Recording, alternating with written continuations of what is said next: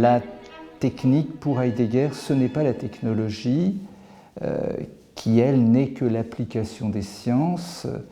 Il faudrait pouvoir comprendre, selon Heidegger, la technique non plus donc comme cette application des sciences, mais au contraire comme ce qui produit la science, les sciences modernes. Et ça, si on ne comprend pas cela déjà, on est dans la confusion. C'est un premier point. Ensuite, Heidegger répète que la technique et l'être de la technique, ce n'est pas la même chose. Ce que cela signifie, c'est précisément ce que je viens de dire, à savoir que l'être de la technique doit être entendu plutôt comme une façon, une manière qu'ont les choses d'entrer en présence, de se dévoiler, et non pas du tout, là encore, comme cette application, la technique, au sens où on l'entend communément. La conséquence qu'on voit immédiatement, là, qu'on doit voir, c'est qu'il n'y a pas de, on pourrait dire, de technophobie de la part de Heidegger, il n'y a pas à s'opposer non plus à la technique, puisque ce n'est plus la technologie, puisque ce n'est plus simplement l'impact des sciences ou une production des sciences, il n'y a pas à être technophobe, pas plus qu'il n'y a à être un laudateur béat de la technique, puisque de toute façon nous ne sommes plus dans cette compréhension-là. En allemand,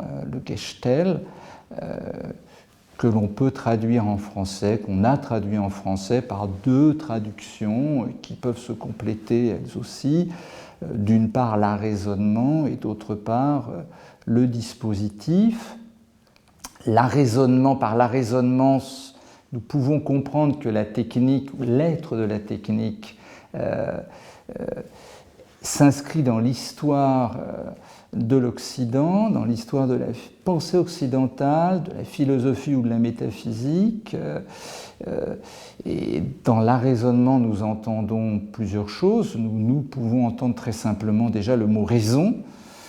Et donc il y a de la part de Heidegger une interrogation aussi à travers la technique, une interrogation sur ce que c'est que la raison et ce que signifie l'apparition de la raison à une certaine époque de notre histoire en Occident.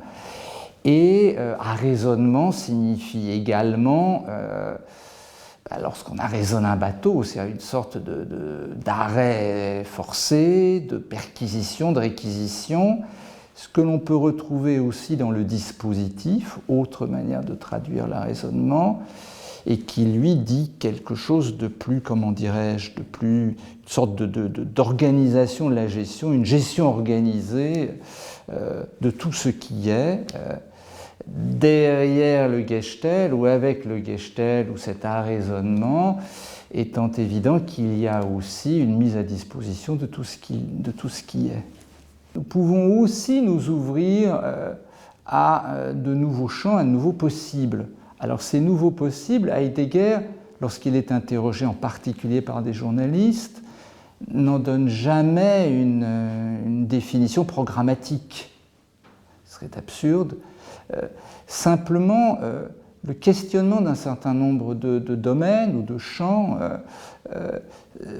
se présente déjà comme une sorte de piste ou d'ouverture.